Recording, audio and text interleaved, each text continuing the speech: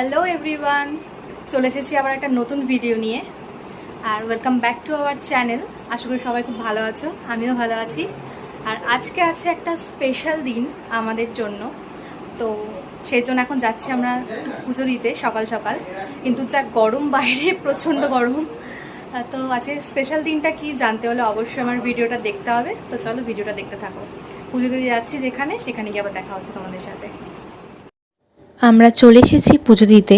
আর মন্দিরের সামনে এরকম ছোট ছোট প্রসাদ কেনার দোকান ছিল, তাই সেখান থেকেই সেখানের একটা দোকান থেকেই আমরাও আমাদের পুজোর প্রসাদটা কিনে নিয়েছিলাম, তারপর মন্দিরে তো দিয়ে আমরা চলে এসেছি এখন খড়দায়ের শ্যাম মন্দিরে। এই যে ডালা নিয়ে নিয়েছি, এখন যাচ্ছি মন্দিরের দিকে। তো চলো মন্দিরে গিয়ে দেখাচ্ছি তোমাদের ঠাকুরটা। আমরা মন্দিরের ভিতরে চলে এসেছি। আর ডান দিকে মন্দির রয়েছে আর বাঁ দিকে রয়েছে নাট মন্দির। অনেকজনই ওখানে বসেছিল নাট মন্দিরে। এই মন্দিরে সেবাও দেওয়া হয়, কারোর কোনো অনুষ্ঠানে কেউ চাইলে এখানে সেবা দিতে পারে। আর এত আজকে গরম ছিল, আমরা খালি পায়ে যেতে গিয়ে পা পুরো পুড়ে যাচ্ছিল, তাই তাড়াতাড়ি করে দৌড়ে দৌড়ে যাচ্ছিলাম। তারপর মন্দিরের ভিতরে যাচ্ছিলাম পুজো দেওয়ার জন্য। এটা সকালে 12টা পর্যন্ত, 11:30 থেকে 12টা পর্যন্ত মন্দির খোলা থাকে। মন্দিরে তার মধ্যে পুজো দেওয়া হয়, আবার এটা বিকেলবেলা খোলে। তো এই যে আমাদের শ্যামসুন্দর। পুজো দিয়ে বেরোলাম, আর ওখানে ঠাকুরের ছবি তোলা বারণ আছে, তাই ছোট্ট একটা ক্লিপ নিতে গিয়ে বকাও খেলাম। তাই ছোট্ট একটুখানি দেখাতে পারবো, বেশিটা দেখাতে পারিনি। তো এখন আর একটা মন্দিরে যাচ্ছি, তো চলো সেখানে গিয়ে আবার দেখা হচ্ছে। শ্যামসুন্দর মন্দিরে পুজো দিয়ে তারপর চলে এসেছিলাম রাধাকান্ত মন্দিরে পুজো দেওয়ার জন্য। এখানে হয়তো আজকে কোনো অনুষ্ঠান আছে, তাই খুব সুন্দর করে গেট আর বেলুনস দিয়ে মন্দিরটাকে পুরো সাজিয়েছিল। এই মন্দিরেও কিন্তু সেবা দেওয়া হয়। তারপরে আমরা এখানকার রাধাকান্ত মন্দিরের ভিতরে গিয়ে পুজো দিয়ে দিলাম। পুজো দিয়ে তারপর আমরা বাড়ি চলে এসেছিলাম। আর এই যে এটা হচ্ছে আমাদের অ্যানিভার্সারি কেক। তো আজকে স্পেশাল দিনটি হলো আমাদের 2nd অ্যানিভার্সারি। তোমরা সবাই আমাদের জন্য প্রে করো, আমরা যেন দুজন দুজনা এইভাবেই সারাটা জীবন একসাথে কাটিয়ে দিতে পারি। আজকে যেমন 2nd হলো, এইরকমভাবেই যেন 3rd 4th আরও অনেক বছর আমরা একসাথে কাটাতে পারি। আমাদের জন্য কিন্তু তোমরা অবশ্যই প্রে করো।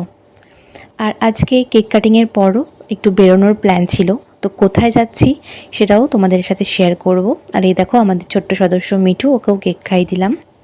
আর এইটা হচ্ছে আমার অ্যানিভার্সারি গিফট। এই গিফটটা ও আমাকে অ্যানিভার্সারি উপলক্ষে দিয়েছিল।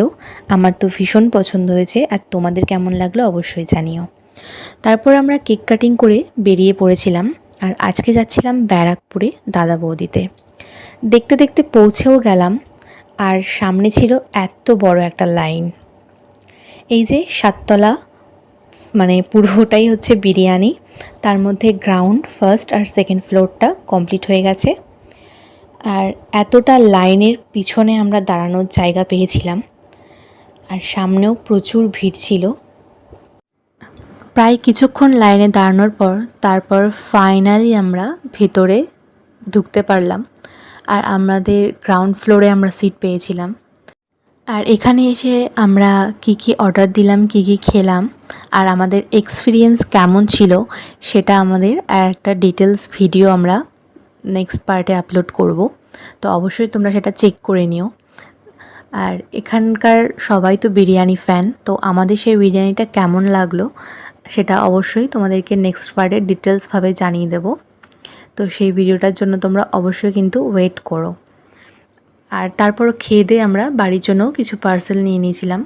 তো তারপরই আমরা গেলাম ব্যারাকপুর স্টেশনে। আর ব্যারাকপুর স্টেশনে এই লস্যির দোকান থেকে আমরা একটু লস্যি খেয়ে নিয়েছিলাম।